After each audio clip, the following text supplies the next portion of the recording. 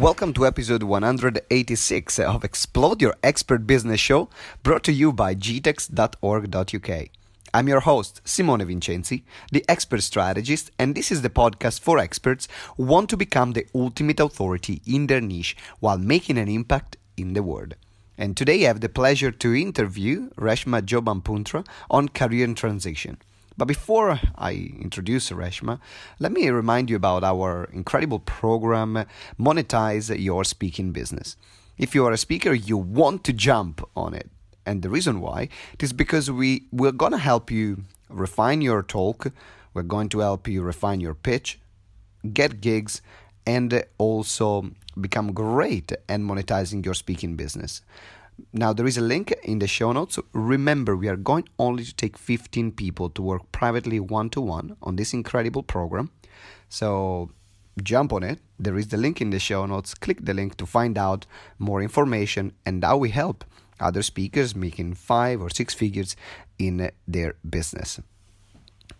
Going back to the show, I have the pleasure, as I said, to interview Reshmas Jobanputra, and Reshma have an MBA degree, specialisation in entrepreneurship, and she trained with a coaching academy. She have worked intensively in Africa, the UK, with some experience in India. And in terms of sectors, she has worked in manufacturing services and now the personal development field. Her style of coaching is upbeat, positive, warm, pragmatic, open-minded, encouraging, and completely non-judgemental. She's in love with the other thing like public speaking, and she's never been grateful to have an amazing opportunity to speak at some of truly remarkable places like the Supreme Court, the Ministry of Justice, Tesco Champions, and at Wellington, among others. She speaks also on behalf of charities, but also do many private talks. And she speaks a lot about themes related to career transition, overcoming fear, resilience, on how to find what you're good at, etc. And a lot she loves talking about positive psychology. In this episode, we talk about the different stages of a career transition, what to do at each stage so you know how to navigate your career transition, and also how you will walk away knowing that career transition in the way that you want, it is absolutely possible. And the reason why we talked about career in Explode Your Expert Business Show is because as an expert you can decide. Do you want to use your expertise in a job or create your own business? And there is no right or wrong here. If you want to do it in a job, then this episode is absolutely for you, because you can find great employment. They pay you your worth for doing what you love. To read a full interview transcript and also watch the video, you can check our website, which is www.gtex.org.uk/186, and also you can connect here in the show notes with Reshma through her social media links. Again, remember that we are only 15 places for our Monetize Your Speaking Business training. So check it out in the show notes. And I'm looking forward to working together. But in the meanwhile, enjoy Career Transition with Reshmas Jobanputra. Hello ladies and gentlemen, welcome to another incredible episode of Explode Your Expert Business Show. I'm here with the one and only today, Reshmas Jobanputra. How are you doing, Reshma? I'm very well, thank you, Simone. Very well. Very excited to be here. Fantastic. I'm excited about this interview because we are going to talk about career transition. We are going to talk about career change and amazing work that you do in this field. But before we get into some more like strategies and tips and tools, why did you get passionate about this? What's your story? Yeah, absolutely. Thanks for that question. The reason why I'm so passionate about this is that for 13 years, I did something which, maybe a lot of people would look at and they'd say, wow, you're so lucky. And from the outside, I'm sure that it looked like I had the best job in the world. So for 13 years, I stayed at that. I always knew it wasn't for me. What job was that? So I was working in Africa. I was working for the family business. We manufacture water treatment chemicals. And I just knew it wasn't for me. I just knew it wasn't for me, and I was not for that. But 13 years I continued, and finally I had to leave because one day I looked at the mirror and I didn't recognize the person looking back at me. And that was the turning point. I realized that I had to go, otherwise something worse would have happened to me. Right. And that began my career transition journey. But why I'm so passionate about this is two reasons.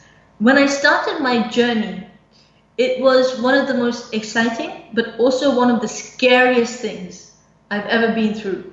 Anybody that transitions, I'm sure that when you transition, you had very similar feelings as well. Yeah. And I wish there had been somebody there. I wish that there had been somebody there to help me through it. You know, to help me through the really low points, but also to celebrate those triumphs with me. And just somebody there to say, you know what, you're on the right track. Just a pat on the back, just this reassurance and really helping me get through it. The second reason is that I know what it feels like. I know the agony of being trapped at a job that's not for you, that you hate, or it's not for you. But I also know the joy of doing something that you truly love, which is what I do now. And I really want people to experience that. I'm curious to hear what was your career transition, because you said so you were working the family business. Yes. And then what happened next? What kind of job did you find later? What was your journey? So, you know, what happened is that, yes, I got to that very low point, and then I decided to leave. As I mentioned, but that was just the beginning of a whole new journey. Because I didn't have anybody with me, so there was this big relief of, okay, you know, that part of it is done, but there was also this feeling of that was all I knew. So there were times when I craved to actually go back to that, which was so surprising. But it was initially I tried to keep thinking, and that was a big mistake. I kept trying to figure it out, because when I kept trying to figure it out, I kept thinking about things which were very similar to what I was doing. And of course, when you look back on it, and logic tells you if you're doing something that makes you unhappy, doing something very similar is not going to it's not the smartest choice. No. Exactly. But that was the rational part. That was the logical part. Yeah. And I realized I was getting frustrated because this was 3-4 months afterwards. I still had no idea what I wanted to do. And one day I gave, a cousin of mine got married, and she said that, would you mind giving a speech for me? And I said, yeah, I don't mind at all. And it was when I did that and the feedback from that, but that feeling of getting up on stage and being able to show people what's so wonderful about her, about my cousin, and, you know, wishing them all the best and really being able to highlight her as a person, I realized this is it. This is what I want to do. Then, of course, I didn't know any further than that. So I went to a career counselor and I said to her, what should I do? And she said, okay, let's think about this. I think she was quite taken aback because I don't think she has many people coming up to her and saying that I want to be a speaker. So she said, okay, let's think about this. And she was the one who came up with life coach. That was the first time I even heard that term. I didn't even know that it existed. And then from there, I took it up and I qualified. So now I'm a qualified coach. And I'm a career transition coach. That's so fascinating. In particular, it reminded me of when I left my career in catering industry. Right. I mean, I was pretty young. I was 22.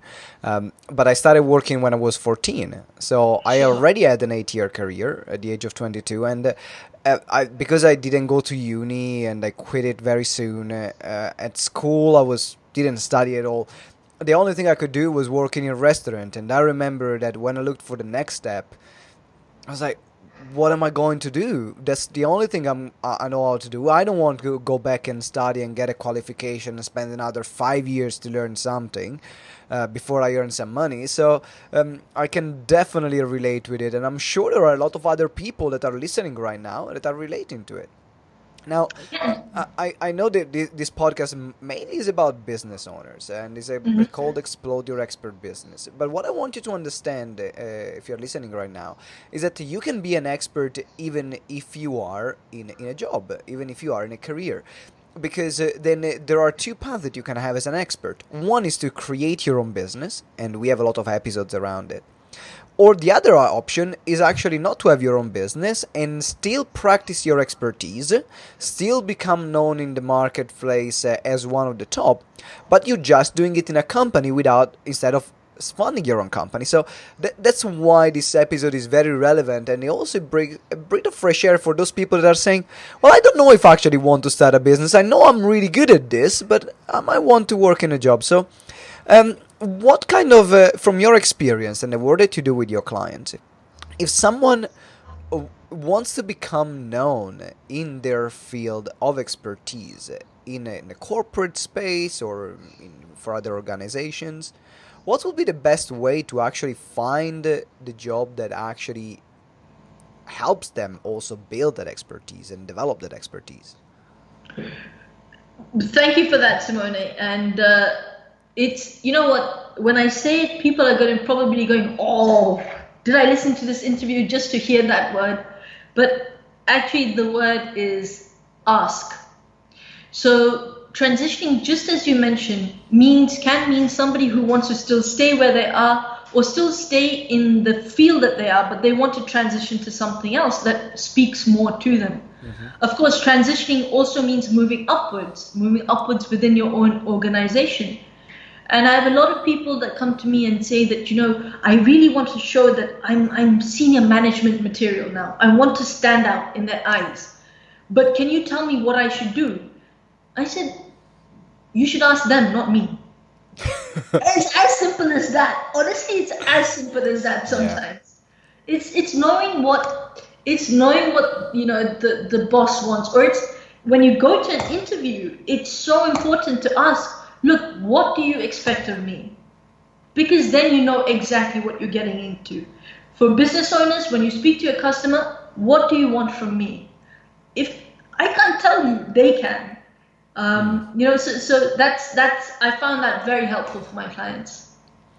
Absolutely, they have the answer. They can tell you what is that the path that you need to follow. What is that is important for them, because I'm assuming that for every organization, what they believe is important for them might be slightly different. Am I correct?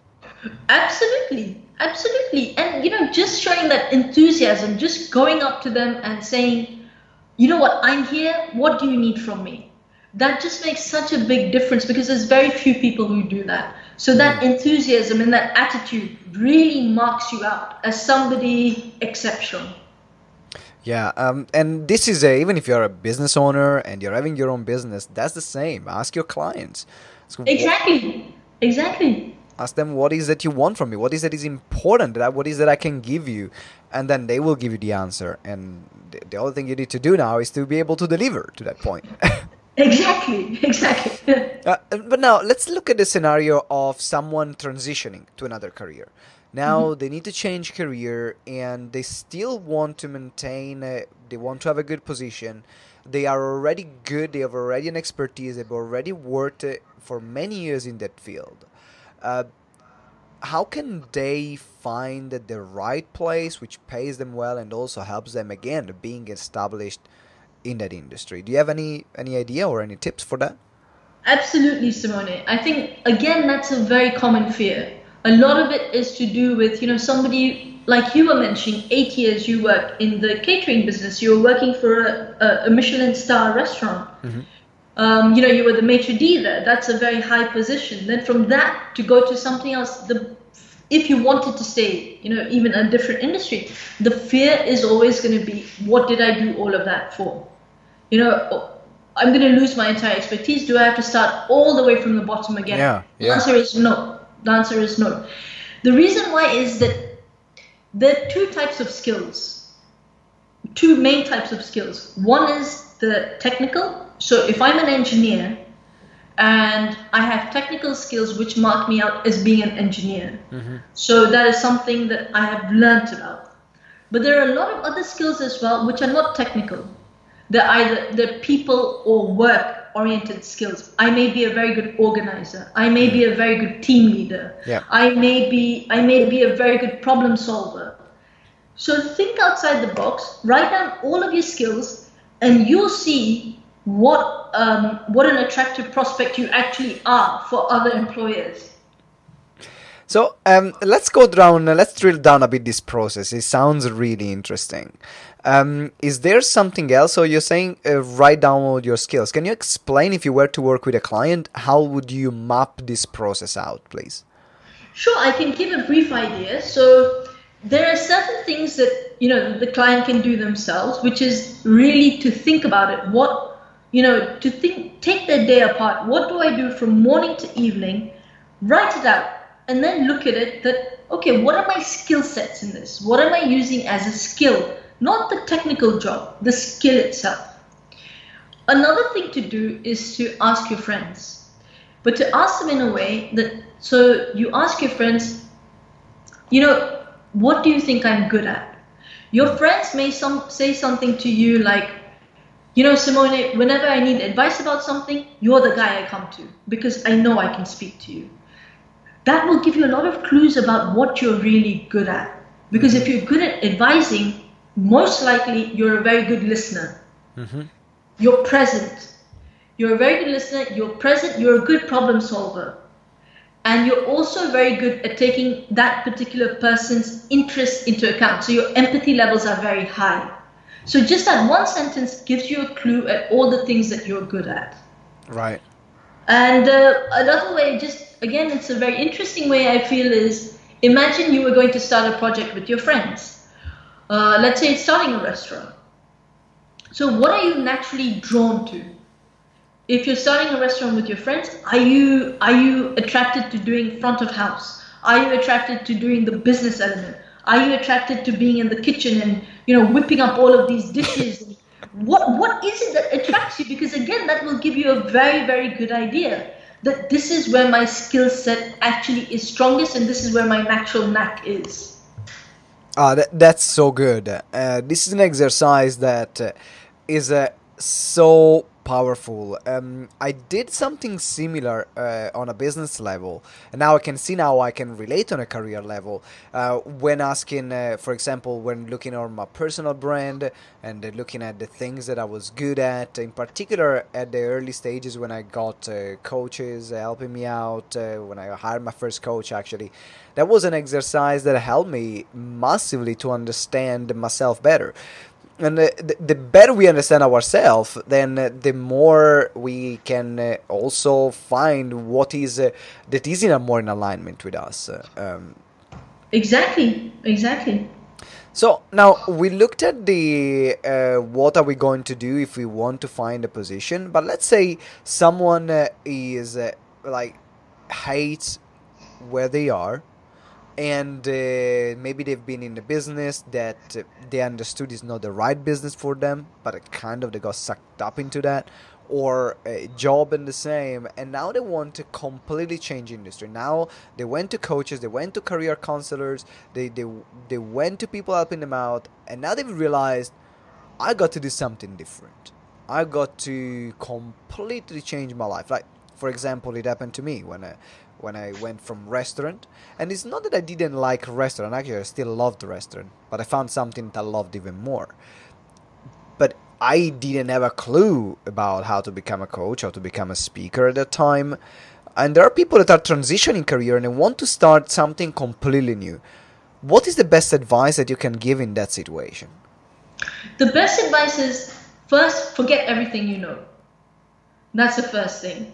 Forget everything. Tell me more about that. That's interesting. Tell me more. The thing is that we're a product of our skills. We're a product of, we're a product of what we've done for so long, because that comes to us as second nature. Yeah. And we dwell on that so much. So, I read this somewhere, which I thought was a very funny description, that a CV is basically things that I don't want to do anymore. So throw that away. Forget about what you've done in the past. This is now about your future. Right. So think with a completely fresh mind. Come in with no preconceptions and let go of the fears. I think some of the most difficult things, especially in business, and I relate to this so much as a business owner as well, is these fears that come up. That if I withdraw from this business, does it mean, what are people going to say? The fear of failure, the fear of appearing not to be a success in other people's, eyes or whatever. Yeah.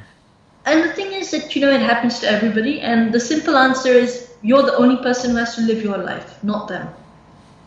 And these are going to be the same people when you're really successful in another business who are saying, you know what, Simone, I always knew that this is what you're going to be good at. Why didn't you tell me there? Yeah, people are like that, people are like that. Oh, it's so good. So what kind of fears, you mentioned fears, what kind of fears are the most common from the people that you work with during this period of transition of doing something completely new, completely different? It tends to be fear of the unknown, and which also encompasses fear of failure. So fear of failure in terms of, what if I don't get another job? What will I do then? What if I end up in a job which is even worse than what I'm doing right now? Right. What then? So these are some, what about, all of my friends are in this industry, because as business owners, for example, your friends tend to be other business owners. Mm-hmm. If you're an engineer, your friends tend to be other engineers. So I'm going to lose all of my friends. Mm. So, these are some very, very common fears which are out there. So the best thing, I think, that to deal with those particular fears is, first of all, changing your career is not a life sentence. If it doesn't work, it doesn't work. Okay, come back. It's not that you are now forever banned from going back into that career that you were actually in originally. Take it as, 1 year. 1 year, it works, doesn't work. Okay. It's not a life sentence. It's not that you will now forever be, punished into staying in another career for the rest of your life. Yeah. Police are going to come and arrest you if you do that, Yeah. So what I'm hearing you saying is about having the flexibility to say, hey, let me give it a go. Exactly. Would you suggest to have a contingency plan? Because there are two kind of theories, right? There is the theory of, burn the ships, don't look back, only one way forward. And then there is also the theory of saying, and a way of thinking, say, okay, you know what? I have also plan B, because maybe plan A is not going to work. At least you can fall back on plan B. Where do you stand? What's your belief around that? So I think that's a very good question. I think you can burn your bridges as long as you're sure that you're on shore and you're not in the middle of the lake. So I love this. I absolutely love this. If you're on solid ground, burn the bridges. But look, everybody has obligations. There are people with families, or we have mortgages, or we have all of these financial obligations. We have other social obligations. Be prudent. Make sure that you have some savings there, and make sure that those are savings that you're happy that, look, worst comes to worst, if I lose it, I lose it. I'm okay with that. But obviously keep something there so that you're going to be comfortable, and take into account, accept the fact that maybe you won't be able to live the life you were living before for a few months. Maybe it means not eating out 2-3 times a week, whatever it is. There are ways to cut back, and there are ways in a sharing economy. Rent out a room in your house, Airbnb, everybody can do that these days. I mean, there's so many ideas like that. So as long as your finances are okay, emotional well-being is okay, burn the bridges. I like that. It's about doing things with... It's about making sure you don't put yourself and your family, if you have a family, in too much trouble. Exactly. While you are building and while you are transitioning. Because remember, this is the key word, is a transition period. And maybe if you think about how long it took you to build the first career that you had, that might take probably the same time to build the next career. Maybe a bit less because you have more experience and you have more life experience, but there is going to be still a time where you're getting yourself known for something. And it might take 3 years, it might take 4 years, it might take 5 years, it might take a year, we don't know. Every person has a different journey. But make sure you are prepared. It's Reshma is suggesting. Make sure you are prepared for it. So then, best case scenario, everything works. Worst case scenario, you still have a roof over your head and food on your belly for you and your family. Exactly. Awesome. Now, I want to get to the point where we are talking about lifting the veil now. And this part is that part of the interview where I ask all my guests, what is something like a tool or a strategy or maybe a habit that they have or a book that they have discovered, that they've read recently, or an app that they use, which makes a difference in their lives, in their business. So what is that thing for you at the moment? For me, at the moment, I have to say that it may again seem very simple, but I feel it has changed a lot for me. Now, I've not done NLP before, but I heard this from somebody who has done NLP recently, and they said there is no failure, there's only feedback. And that has made such a big difference, because when you do start your own business, you have to be ready that maybe you're going to have to call 100 people on the phone, and say that, look, would you like me to come and speak for you, or whatever it is, Out of those 100, 95 may say no. That's not failure. That's only feedback. So don't take it to heart. It's nothing to do with you. It's feedback. Maybe they're not in the right place, or what you're offering is not right for them. Whatever it is, that's only feedback. It's not failure. And how do you, when you apply this to yourself? How do you distill the feedback? Do you have like a process or a mental process or something, or an exercise that you do to be able to separate actually and to distill the feedback that you're getting? I don't have an exact exercise, Simone, but what I do is that I will always ask. I'll always ask that, okay, fine, no problem, but out of curiosity, could you please tell me why? And most people will tell you why. Yes. And you can really use that. And sometimes it will be, the first few times it might be quite uncomfortable, because when someone says no, the first thing you want to do is just close the call and say, okay, goodbye. So that you don't want even to say, okay, tell me why no, give me a bit more pain right now, please. But that's how you get better. Exactly. And you may learn that it's nothing to do with you. It could just be something to do with them, Yeah. So it's, it's absolutely. Fun. So now we are almost at the end of our interview, Reshma. I absolutely loved it. Now you are one of our awesome lifetime members. And what I would love to ask you, what was the reason why that made you join the lifetime membership? What was your journey there? For me, I think it was, I love the title of GTEx, Growing Together Exponentially. I just love this, the idea and the community that we're all together, we're all for each other, and we're all going to be successful, and we're going to do it together.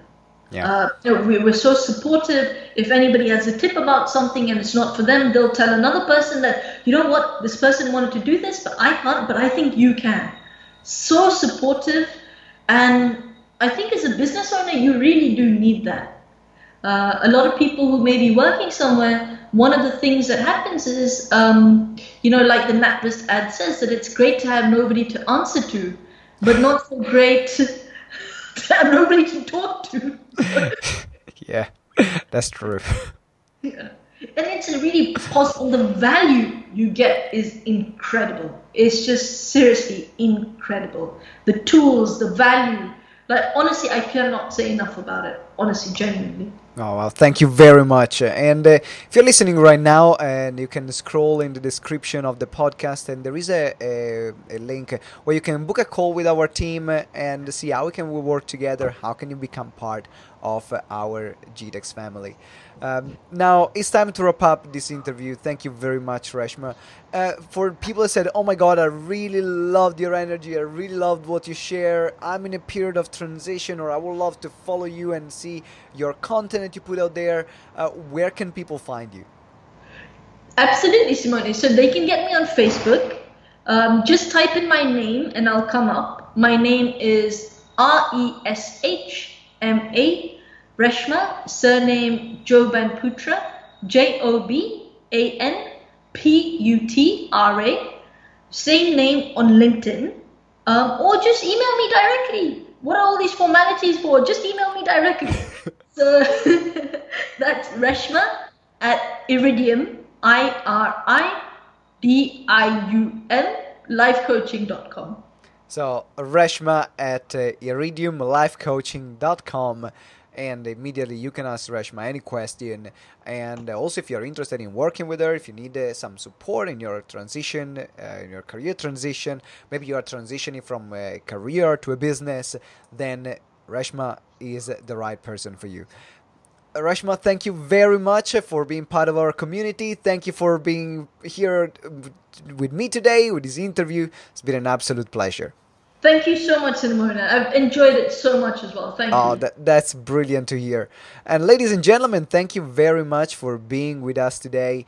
What I would love to hear is what was your biggest learning from this interview that we did with Reshma. So go down to the review button on iTunes, give us, of course, a 5-star reviews, and then let us know what is that you enjoy the most, what was your biggest takeaway. The more reviews we get, the more people will know about this show. So if there is one thing you can do for us, if you enjoy the content, we put a lot of work to find the right people, to get the right editing, the right formatting and everything, then it will mean the word to us. So thank you very much for all your support, and subscribe as well if you haven't subscribed. I'll see you next episode, and remember that together we grow exponentially. Ciao!